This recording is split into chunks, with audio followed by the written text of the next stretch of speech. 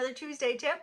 So I want to go back to the kids topic because raising healthy, active kids is a huge goal of mine and a huge challenge, right? And I think over the years, I've seen a lot of strategies, parenting strategies that some of them work, some of them don't. A lot of it depends on the kid's personality, right? And the kid's nature. Some kids are never going to be super active. Some kids are never going to be great eaters, right? They may have sensory disorders. They may have all sorts of things. But the best we can do is try our hardest, right? And so one of those things I feel like is talking about food, right? Making food just a subject of normal conversation, not like you should do this, but like here's this vegetable. Did you know that red vegetables have different antioxidants? And here's what antioxidants do.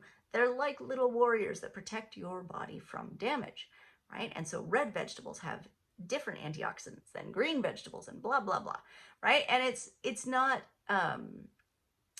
like lecturing to your kid. It's not like telling them what to do. It's just kind of getting them interested in food as a topic of thought. Also, I think having a garden for a kid is huge, right? Because seeing food growing makes it a different experience than buying it off of a grocery store shelf.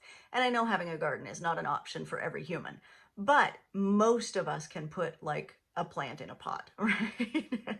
So have a little pot of parsley in your kitchen, right? And just snip little bits to put on your food. It gives kids a different experience of food and where food comes from and what happens to it. Also, one of my favorite things is inner city foraging, right, with kids. So I know foraging sounds crazy and survivalist and weird, but really what it is recognizing that food comes from everywhere, right? Food can come from the dandelions growing on your lawn. Dandelion leaves, roots, and blossoms are edible. It can come from the clover that's actually a weed in your lawn, right? And so those big red clover heads. And, I remember being a kid in the schoolyard and seeing other kids like picking up the clover blossoms, and you can pull off the little purple petals and suck the nectar out of the bottom of the petals. Like that is just a joy as a kid. And it doesn't, I think that has an impact on the way kids view food, right? If food is something that comes from the world around them, it's a little bit different. Also, I think having an active life, this is something that kids have to see, right? And they have to experience with their family to really embrace. And I don't necessarily mean that you have to like go teach your kid football and whatever, or teach them a sport or get them enrolled in sports. More, it's like playing with your kid, right? Like, can you throw a ball with your kid or throw a frisbee or take a walk around the neighborhood or, find a hike somewhere or whatever. It doesn't have to be a high cost thing.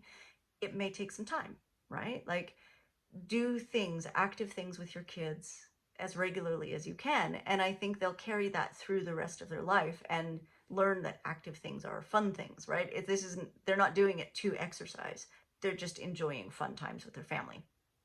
And I think that really helps kids to actually become active humans and become people who have a better resting innate sense of health. I've seen a lot of parents do severe food restrictions, and some parents of course have to, right? Like if your kid has a crazy peanut allergy that he goes anaphylactic and you have to use an EpiPen, okay, that's a food restriction and you have to stick to that. You don't really have any options there. I understand that. But if you have food restrictions like things like fortified foods, I don't know that actually banning foods from kids really works. I think maybe for some kids, but I think a lot of kids like to push back against things like that. And so in my house, we don't ever try to do it as a food restriction. So like Sabrina gets digestive symptoms when she eats milk and dairy. It's pretty clear she's sensitive to milk and dairy. Do we ban it? No. Every time if she chooses to have an ice cream, I'll say, well, is it okay? Your tummy's probably going to hurt, a little bit, or you'll have these symptoms.